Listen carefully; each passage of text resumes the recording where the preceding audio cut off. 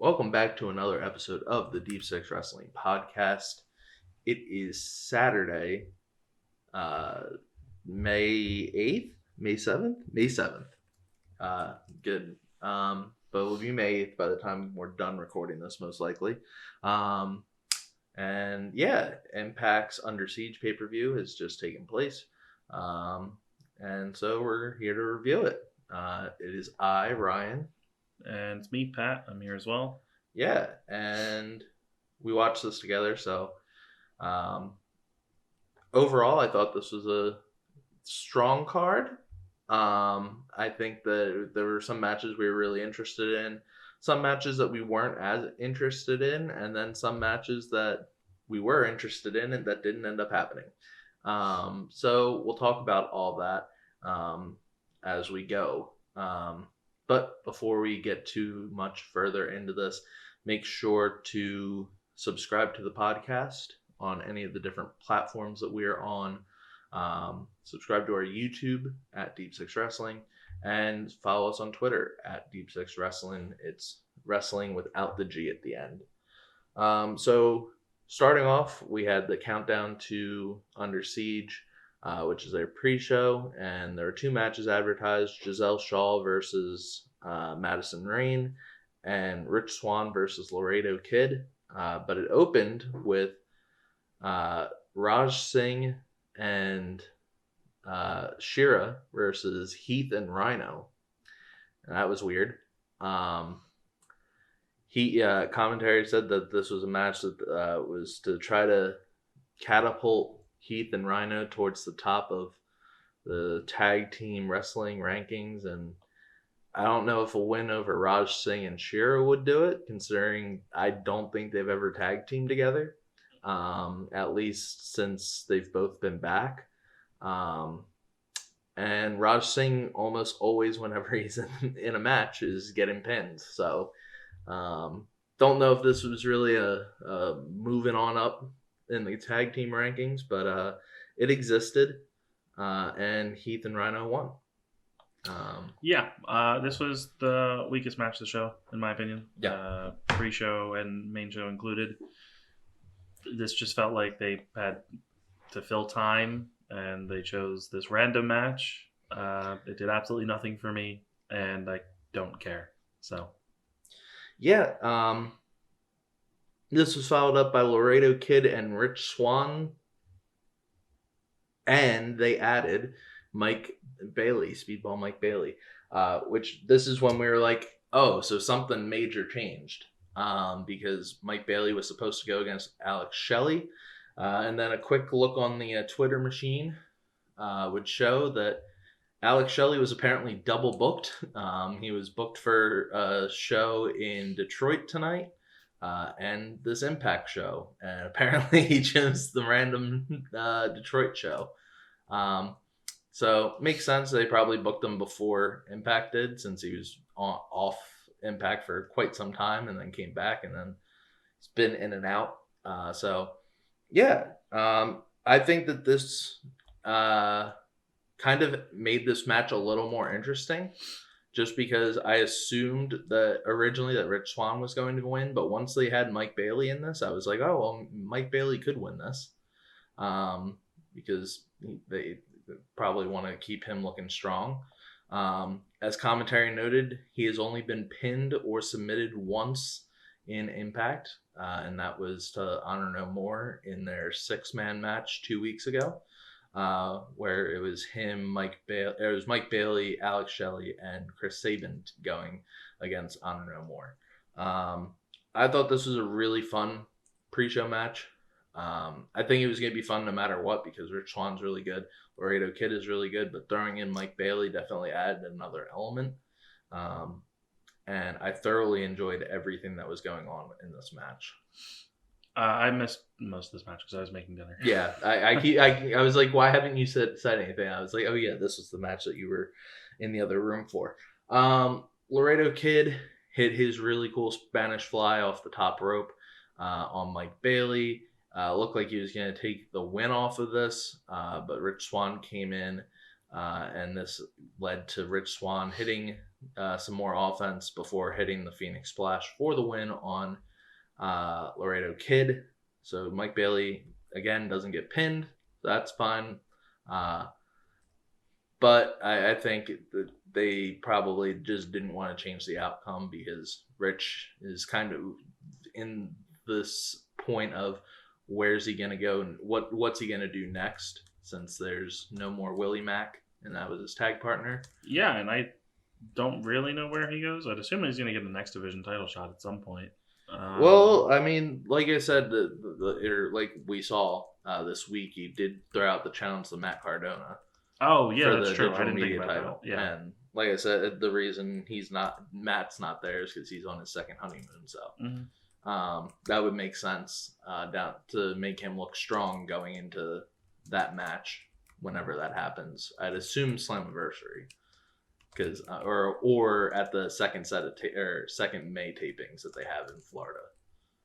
Just because I don't think Matt's coming back tomorrow for taping. So yeah, so that was our pre-show, and then we got to our main show, and our main show kicked off with Giselle Shaw and Madison Rayne, but we were very confused at first because Madison Rayne and Tenille came out first, and both of them were in their ring gear, and Pat was like, oh, did this match get changed too? Is this now a tag title match?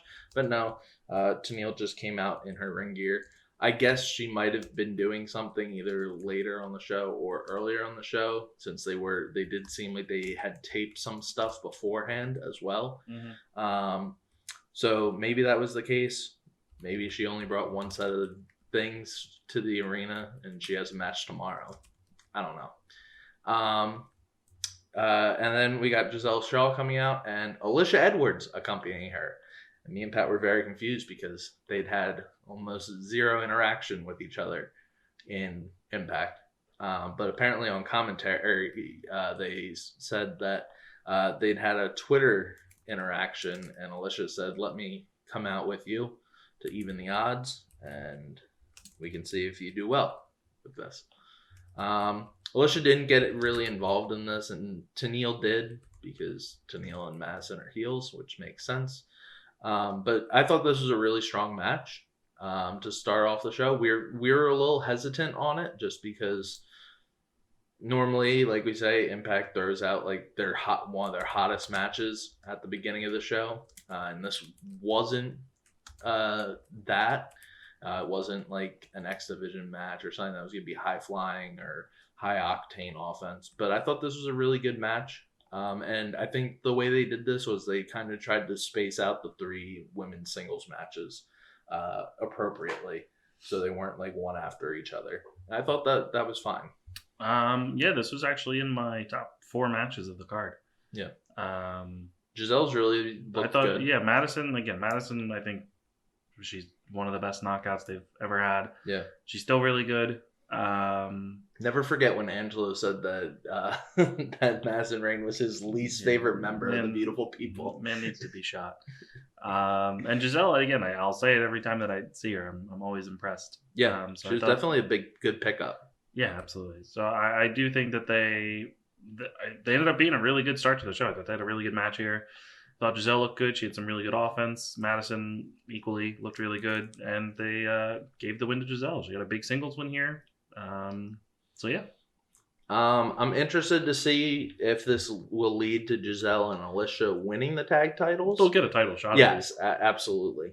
But at the same time, I'd be fine with that. I mean, I don't think Alicia's ever won a title in Impact. I don't. Yes, and she's been there for a while, so like, give her the tag title. That's fine. Yeah, doesn't harm anybody. Yeah, and it gives Giselle a title pretty early on in her Impact career. After this, I don't have the card in front of me. Do you, Pat?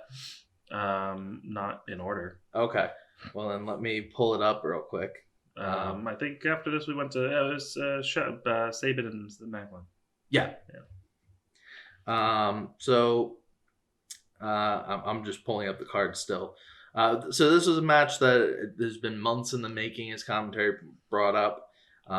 It's tied to the Team Impact and Honor No More story. Yep, from No Surrender, where Eddie Edwards turned and like made almost everybody on Team Impact think that Macklin was taking out people on Team Impact, but then it was revealed that it was Eddie, and Macklin's response to this was, "Let me take out everybody else on Team Impact." Well, the commentary's reasoning that they explained tonight was that it was Macklin punishing those who were fooled by Honor No More and didn't trust him. But again, this doesn't really go over well because, again, the two people he's feuded with since this happened been Rhino, who never claimed that Macklin had done anything wrong, and Chris Saban, who had also never thought that Macklin was the person involved. Amen. It was Rich and Eddie that were the ones that were hesitant about this. It just always seems weird with this feud that he's chosen the two people that kept on defending him over and over again. I think when we saw these two announced, I think we thought this was going to be a pretty good match. Macklin has been fantastic over the last few months. And Saban's been really good as well. I mean, he's always been really good. And these guys delivered in spades, I thought. This was a back and forth match that, like, if you look up the definition of a back and forth match, this was it. Yeah. Throughout this match, there was never a point where I thought, okay, it's clear Macklin's winning or it's clear Saban's going to win. They both had prolonged areas of this match where they were in control. And I think that was really good. It definitely got the crowd more involved. The crowd tonight, they started off really hot for everything, and then they got really weird towards the end of this show. We'll get to that. But I thought that this was a hot point for the crowd. The crowd was going crazy for basically everything that was happening on this in this match. I forget what Saban tried to do. It was like a tope suicida or a suicide dive, and Macklin caught him. And hit him with a powerbomb on the apron. That looked really cool. He followed that up immediately with just slamming him face first onto the apron as well. Yeah.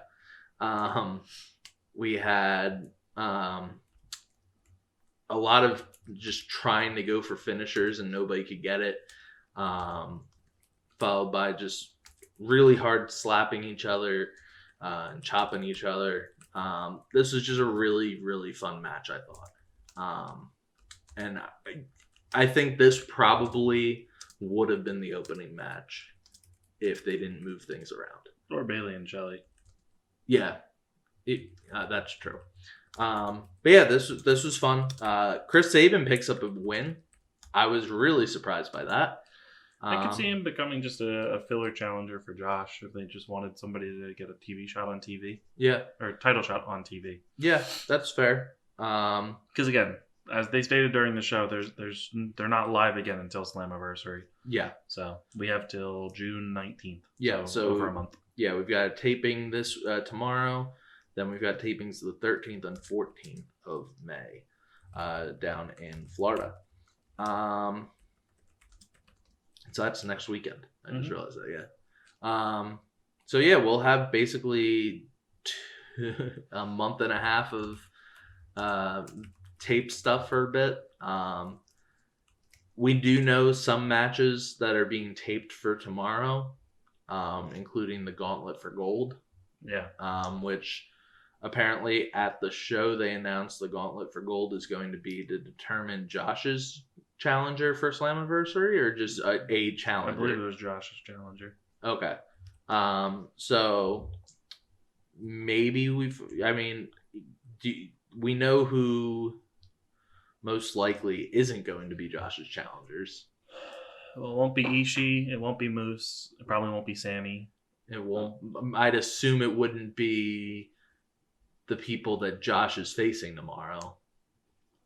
Yeah, probably not. Yeah, so no Chris Bay and Jay. I think Eddie. Yeah. Which is what we said. Yes. That he would most likely be the challenger. So, and that would make sense for later on in the night a little bit more. After this match, we had our AAA Reina Duranus championship match between Taya Valkyrie and Deonna Purrazzo. Deonna had a promo earlier in the night here talking about her losses and talking about how she might be annoyed that she's lost and angry that she's lost her titles, but she knows how to win titles. She made the AAA Reina Duranus championship relevant again after it hadn't been for so long, according to her. She made the Knockouts championship title that people from all over the world were paying attention to, which I'd say is true. And that she helped rebuild the Ring of Honor Women's Championship over the past few months. I'd say so. Like she gave it a little more prestige over the past few months. And then said that she's going to beat Taya because she knows how to beat Taya. Even though she lost the last match. Yeah, but she had beaten her. Yeah. I believe Deonna was the last person, or I do know that Deonna was the person who sent Taya out of the company, technically, originally. So, there you go. This was a really good match. I thought they gave this a lot of time, it felt like, compared to some of the other women's matches that Deonna's had over the past few months. I think this was better, in my opinion, than their match at Rebellion. And this really felt like the end of this feud, but then it didn't at the end. And I was very confused. Yeah, I'm assuming that we'll probably like a tag match or a triple threat. I don't think we're getting another Taya and Deonna singles match. No. At least not now. No. But yeah, Deonna would lose the match. Yeah. She ate the roll up while she was trying to use the belt. So the ending of this match was very odd. Deonna had hit the Queen's Gambit. Taya kicked out.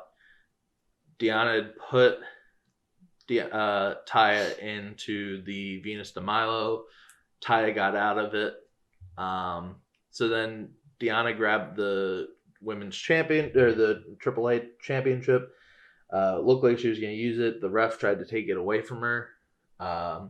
And Taya rolled her up. But Deonna grabbed the belt and just held on to the belt. And she lost because she didn't want to drop the belt. Yeah. Weird. But okay. She then used the belt immediately after the bell sounded. And started beating up Taya. Then the lights went out, and then 4 masked individuals were on the ramp, and Mia Yim came out.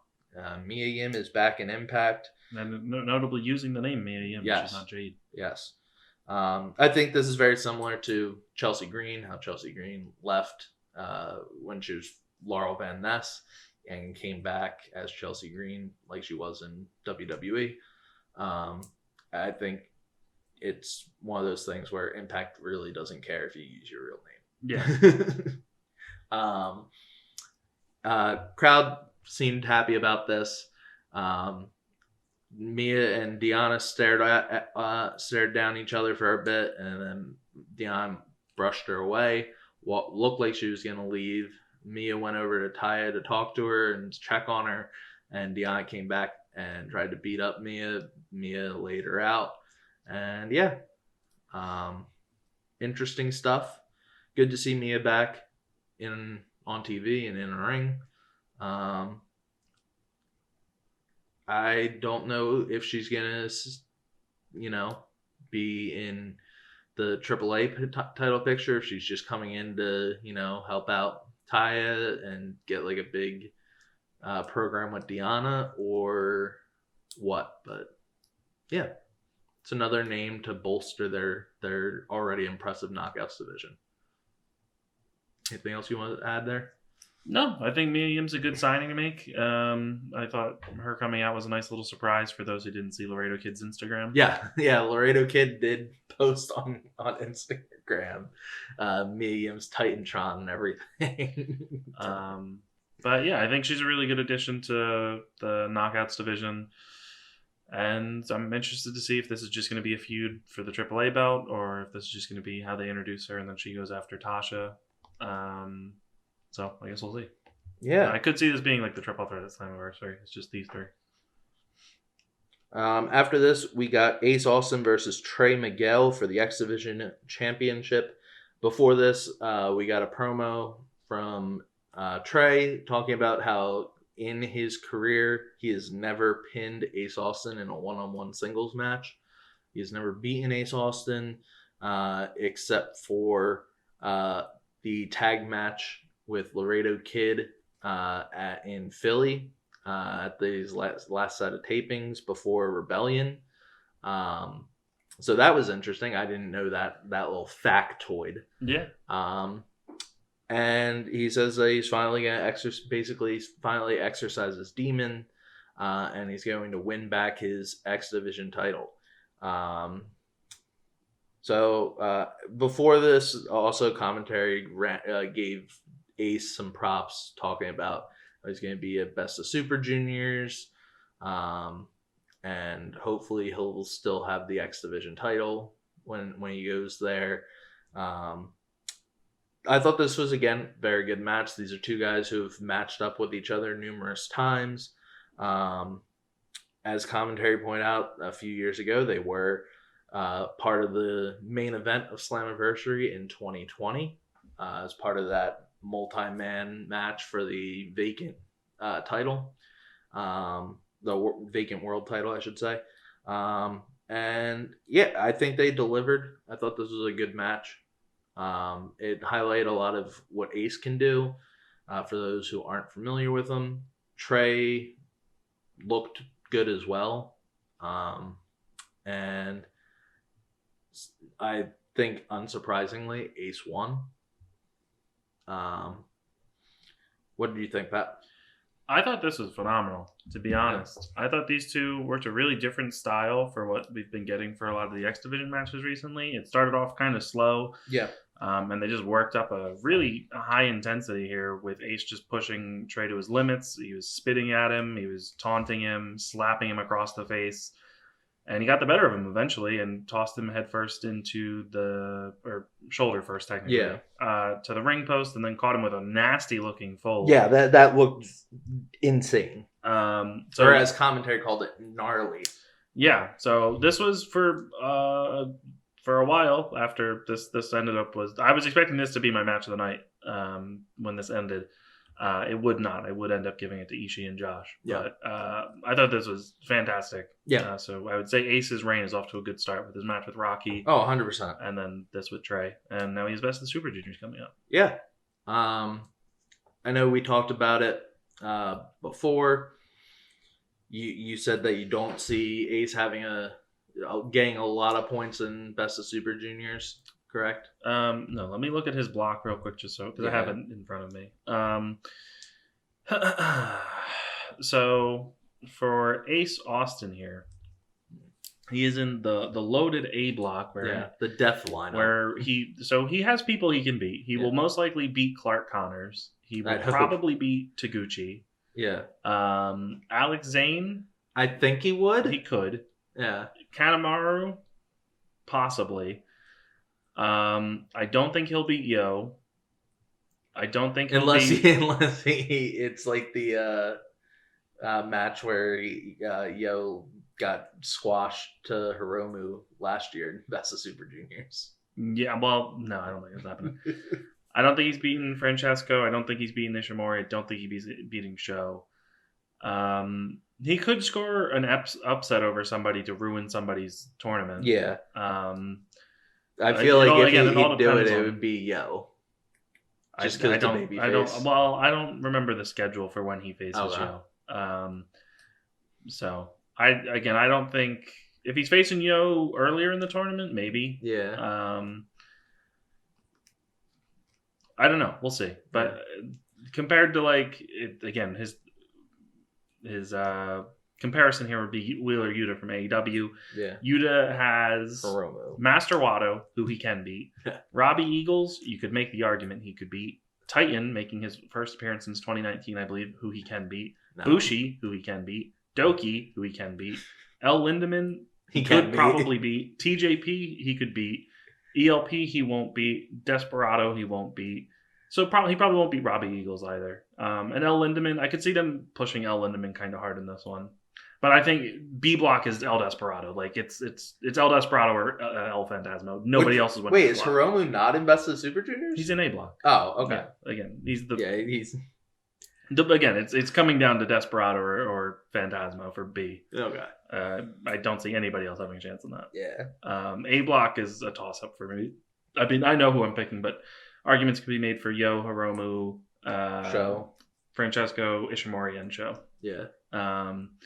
So, again, compared to... Has Francesco wrestled yet? No, this is his debut. Okay. So, and then again, this is the New Japan debuts for Ace, Alex, and Wheeler as well. Well, Wheeler's done New Japan Strong. Actual Japan. Yeah. After this, we got Honor No More, represented by Eddie Edwards, Kenny King, Matt Taven, Mike Bennett, and Vincent, with Maria Kanellis at ringside, versus Bullet Club, Jay White, Chris Bay, Doc Gallows, Carl Anderson, and the returning El Phantasmo. I was a bit confused about why we were doing this match again, basically, where Philly had the 4-on-4 match, now is a 5-on-5, and they're just throwing Eddie in here, or not Eddie, they're adding one of their members, because I don't remember which member. I think it was Eddie who wasn't part of the 4-on-4. Correct. Yeah. And they're adding El Phantasmo. I thought this was a clusterfuck to start off this show, or start off this match, where it was just everybody brawling on the outside. Definitely shows when I think it was Kenny King was matched up as their big guy against Gallows, who's just much bigger than him. But once it became a singles match, or like an actual tag match, I think it got a little cleaner. But this was as messy as a 10-man tag is ever going to get, because you had both sides cheating, because both sides are heels. Even if Bullet Club is represented as baby faces in America, that they're heels. I think we all thought after the announcement that Jay and Chris Bay were facing Ishii and Josh tomorrow at the tapings, that Bullet Club would probably pick up this win to position them to have a chance to face Josh. Not the case. No. Honor No More scores a win. Yeah, this kind of felt interesting to me, especially because they pinned Carl Anderson 2012 G1. Carl Anderson, who has a title shot coming up in New Japan. Yes. Which I don't really expect this to come back to. Also, just weird because Honor No More pinned the Good Brothers in the tag match. Yes. The elimination one. Yeah. So sure. I mean, hey man, if you're an Impact faithful who really loves the argument of, man, I love when companies let Impact win, then I guess you're over the moon today that Impact got to pin the Bullet Club. Yeah. Sure. I don't think Honor No More needed this. And if they did, they shouldn't have pinned Anderson. I mean, it does. I think the other match that they did announce was OGK versus the Good Brothers, so it kind of makes sense. But they could have set that up from the elimination match. Like, they had Yeah, already that's set fair. that up. Yeah. I think it was more this feud is not ending, and they're going to have a rubber match. Oh, good. I don't know when. I don't know where. But I'd assume that's what they're doing, because now both groups have one win against each other. It'd be really odd if they don't come back to it. Yeah. Yeah, I guess so. But yeah, I think we were a little surprised that Vincent and Kenny King weren't pinned, and I was a bit surprised that El Fantasma wasn't pinned. Or Chris Bay. Yeah. Or either of the juniors. Yeah. This kind of just felt like what I would expect on TV. This was just like a regular 10-man tag with a lot. It was elongated. Yeah. I don't have. Yeah, none of the times have been posted for these matches. It was fun for what it was, but it did feel longer than it needed to be. Yeah. But to be fair, again, they were probably filling time since they did have plans for Shelley versus Bailey, which would have been long, most likely. But it was fine. This just isn't a spectacular match or anything to really write home about. Yeah, this was probably my weakest match of the night, in my opinion. This was weaker than Shira and Raj Singh versus Rhino and Heat. I meant main show. Oh. My bad. Really? Yeah, this was worse than the Knockouts Championship match for you? I like that. Okay. Again, like you said, I think it definitely did feel like something you'd see on television. That's a fair critique. This match, which is the Knockouts Championship match, while I think the challenger was somebody who I don't think anybody thought was going to win, I thought it was a fine match. I didn't have any issues with it. It was slow, but I mean, a lot of the Knockouts Championship matches have been slow for the past year or so. Yeah. I could not be asked to care about this one. I don't think Havoc was a challenger that they did well building up. It was literally just, she's partners with Rosemary, so I beat Rosemary and she got involved, so we're just gonna move to Havoc. Yeah. And so Havoc got a title shot, and hey man, Havoc lost. My thing is, it helps build Tasha because it is a vet. It's a bigger opponent, and it is a former knockout champ. Like, she already beat Mickie James. It's not like... With a lot of help. Yeah. It's whatever. I don't think Havoc's not like this prestigious name. No, but it's a bigger name than... Who else were you going to throw her up against? Well, she beat Rosemary. Yeah, with help. Yeah, it doesn't matter. This was her first time that she didn't have help, and she won clean. Yeah. I did not care about this match. Storyline wise, I thought this was a better match than Honor No More. Probably. I just enjoyed that match more because there was just more going on with it. To each their own. Tasha won with the crucifix bomb, which they are calling the blackout. I normally don't say like they're calling something until they do it multiple times. This is back-to-back events. Like they did it at the last thing. Yeah, because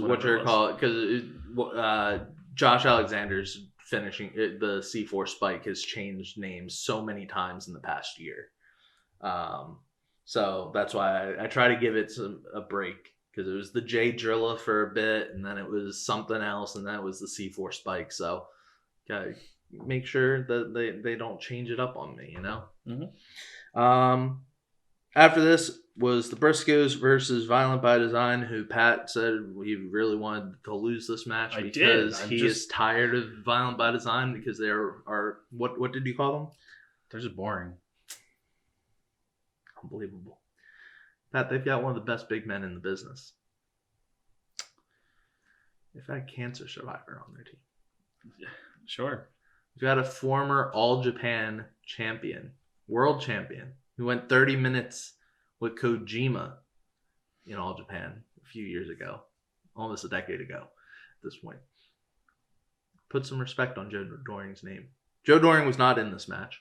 He stood at the entrance ramp for what felt like 2 or 3 minutes, just standing on top of the entrance ramp. while everybody brawled because the match didn't start for a bit. But once it got going, I thought this was a really fun match. Yeah, I thought it was, again, I didn't really need the whole pre-match brawl that they did. No, I didn't either. But I thought by the end of this, they really hooked the crowd. Yeah. And they got them like just firmly behind the Briscoes. Yeah. And I thought that they had a pretty good tag match here. Yeah, I think the Briscoes are going to be they've been very big since showing up. Yeah. This was a huge get for Impact for their tag division, which we've said has been the weakest point of Impact's Knockouts tag team division is weaker. I don't think that's a thing anymore, but clearly it is. Alicia and Giselle are here to save the day. Probably. Yeah, this was fantastic. Say what you want about the Briscoes, but they're fantastic in ring. They really know how to work with basically anybody. I think this is easily the first time they probably worked with Eric Young or Diener. Definitely Diener. They could have wrestled Eric Young somewhere else. Maybe. I don't know. But I thoroughly enjoyed this match. Yeah. And predictably, the Briscoes won. Thank God. Crowd went crazy. We do have to point out, early on in the show, the Briscoes were given a live mic. Mm-hmm. And Mark Briscoe cut one of the strangest promos I've ever heard, talking about how people have questioned if the Briscoes could win a title, and you can say it once, you can say it 42 times. We are title magnets. And then he just starts making these weird noises of trying to be a magnet, going womp womp womp, and then talking about like the different levels of the atmosphere and how the Briscoes have surpassed the atmosphere or into the stratosphere and into outer space and all this stuff. To which commentary, when they get it back, is just like they cannot control their laughter. And say that they haven't heard anything that good since Steiner's 33 third chance promo, which I agree. I think this is one of those promos that is going to go down as a what the fuck did we just listen to? But I think with that's what you get with the Briscoes is Mark Briscoe is a crazy man on the mic. That's fair. And this might be their second time that they've gone on the mics, or third time that they've been on the mics really in Impact. We are going to have a lot more of these moments, I believe. But yeah, credit to the Briscoes. They get their titles.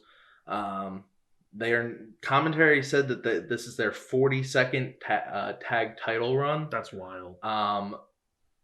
On Cage Match, they are listed as 21-time champs around the world. So I don't know where the 42 came to.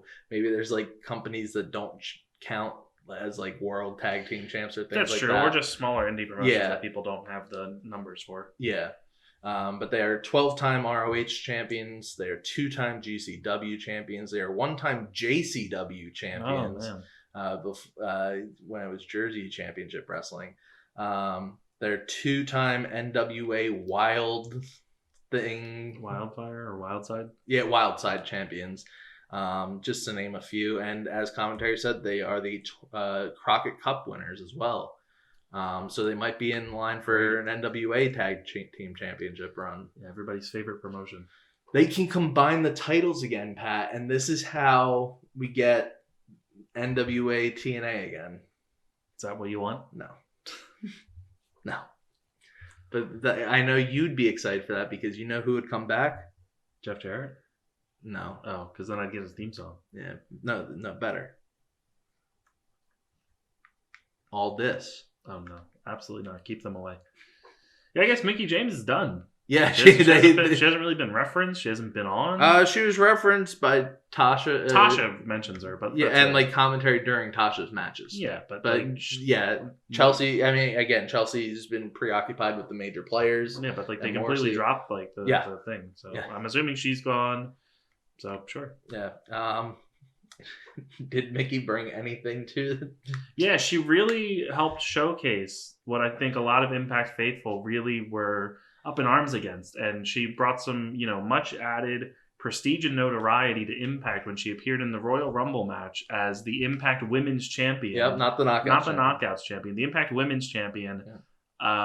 Got a nice little. She used her theme song. Yeah. She got one elimination. Yeah, she got some TNA chants, not Impact chants, some TNA chants, and then was eliminated. And nobody remembers that. And was she eliminated by somebody who's like an up and comer in WWE? No, I think Lita took her. It was Lita. Yeah. So, WWE's relationship with Impact is thriving. Yeah. And I can't wait to see what they do next because they're surely gonna tear the house down at Forbidden Door Evolution. The WWE Impact pay-per-view. Oh, gotcha.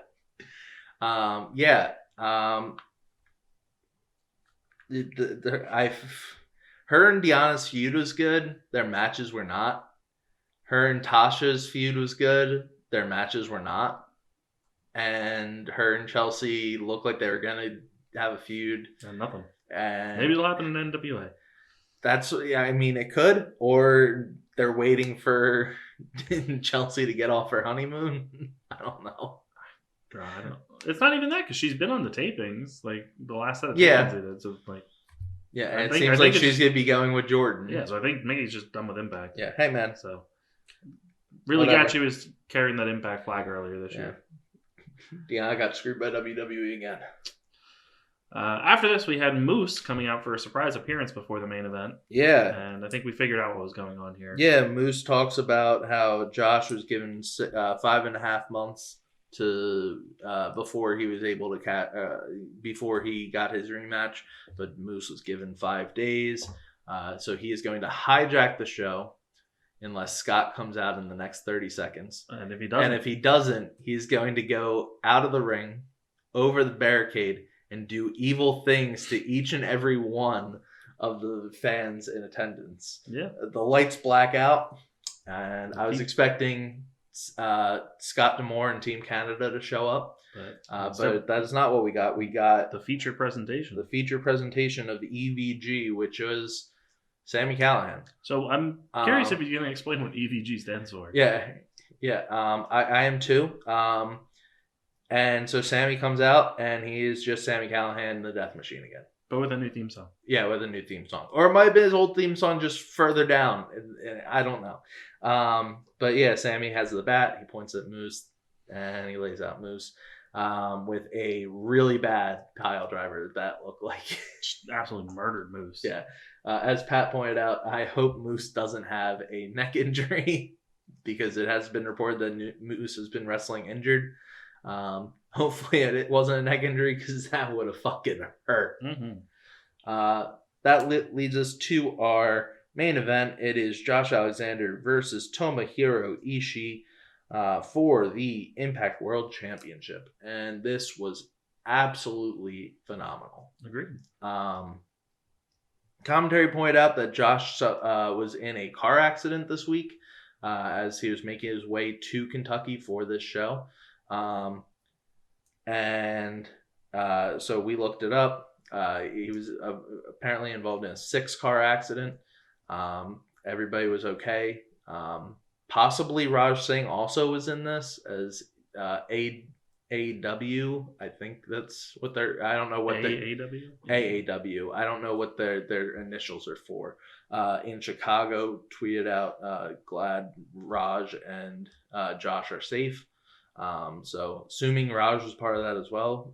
So we are also glad that they are safe because that would suck majorly if anybody got injured. But glad to hear that it sounds like everybody was safe from the accident. Yeah, well, clearly Josh was because Ben was out here perfectly fine. Yeah, Josh. And Raj because he wrestled. Yeah. Josh killed this match. Ishii killed this match. This was everything was great about this. What wasn't great about this was the fans. Who. So Moose during the Moose promo, Moose gets loud cheers, barely any boos. He talks about how he's the greatest Impact champion of all time. The crowd goes wild for that. Ben says he is the greatest world champion in any company of all time. Crowd goes crazy for that. Then throughout this match, there were boos for Josh at different points. in the match when he was taking control. And I get that you're happy to see Ishii, but as people on Twitter were saying, just because you're happy that somebody else is in like your company for a special match doesn't mean you have to boo the other guy. Like Josh has done absolutely nothing to warrant hate. No. He's like the perfect. He's like the guy. He is the perfect individual at this point. He rose from the bottom. He is here. Everybody was on board with him, and he's had stellar matches nonstop. He puts the company on his back. I do not understand why this crowd just immediately is like, nah. My favorite part of All Out last year was when the crowd really just turned on Jon Moxley and started chanting for Kojima, because they saw Kojima and they were like, fuck me, I can't cheer for Jon Moxley. Yeah. This was absolutely bizarre. Glad that we don't have to deal with this crowd for long. Yeah, but like we had them like when they were doing striking exchanges, they would boo Josh and cheer Ishii. They would rap anytime Josh was down, they would do the chant for Ishii's gonna kill you. Yeah. So I mean, bizarre as hell. Cool to see Ishii's like well liked. Yeah. It just felt very random that you would boo Josh instead of like both these guys, or just cheer for both of them. Yeah. Or this is awesome chance or anything. It just felt very strange. No. Hopefully this doesn't. I mean, I don't think this. I don't think it will. I think this is an outlier crowd. Yeah, I do have to say, Rebellion also had an odd crowd for that match with Josh and Moose. There was a lot of Moose fans. Yeah, I guess Moose is just liked by the Impact faithful. Yeah, I think everybody thought Moose should have a long title reign. He got a long title reign. He got 6 months. Yeah, he did what he needed to do. He finally became world champion. Josh is just beginning his championship run, and has had 3 fantastic matches now. Yeah. So yeah, Josh wins. Honestly, there were points where they kind of teased like Ishii could win. I don't think there was a doubt that Josh was winning this. Ishii does not win. Yeah, he doesn't win big ones. He'll win the Never title. He's not winning world titles. No, he wins the Never title, and that's about it. Are you saying so? If he had went for the digital media championship, yeah, he could win that, or he could win even though it's a world championship. Bro, it's not a world championship. It travels the world. Yeah. So Josh wins, and yeah, that's where we're at. Overall, I thought this was an extremely strong show. I think that there were some surprises. There were some not surprises. Like we all knew that EVG was Sami, basically. What we didn't know was if he was going to be the same Sami or not, and he absolutely is. I don't think any of us were expecting Mia Yim to show up. No, because there wasn't like a surprise like debut thing into that besides the Sami. Yeah. And I think most of us were assuming the Briscoes were going to win. Mm-hmm. I don't think many people thought any other titles changes were going to happen. And I think a lot of people are probably surprised that Honor No More won. Yeah. But overall, give it a big old thumbs up. Yeah, I would too. Again, the only thing that I thought was bad was the knockouts. No, was Raj and Shira versus Rhino and Heath. The knockouts match was fine. It's not a match I would go recommend to watch. Like if you're an Impact fan, then yeah. But if you're somebody who's just like trying to watch like the must see stuff on the show, I would say watch Josh and Ishii, Ace and Trey, Macklin and Saban, Giselle and Madison, and the tag title match. And Deonna and Taya. Deonna and Taya, not necessarily for like the match itself. I thought it was really good. It was good, not great. But Mia Yim coming back is a big thing. So yeah, that as well. So we will be back later this week with podcasts. Mm-hmm. Hopefully we'll have our Best of Super Juniors prediction podcast. Yeah, everybody's got to get to predicting. Yeah. We'll have our Impact podcast. Possibly Pat and Joey will have an AEW podcast. I've been doing the AEW podcast just by myself. Gotcha. So well, I'm here. Yeah. If you need a partner. So the AEW podcast will continue strong with or without Joey. All right. And I know that you've talked about doing a Doctor Strange podcast. We'll probably do something. We'll talk about Doctor Strange once Ryan sees it. Yeah, Tuesday, hopefully. Tuesday. And then I hope Joey doesn't see it like tomorrow and just spoils it in the group chat because He's known for doing. Yeah, he's known for things, spoiling stuff. So yeah. I will leave the group chat tomorrow. If he says he's going Monday. Okay. So maybe just I'll leave or just tell him don't spoil it. I'm going tomorrow. Yeah. So yeah. Thanks for listening.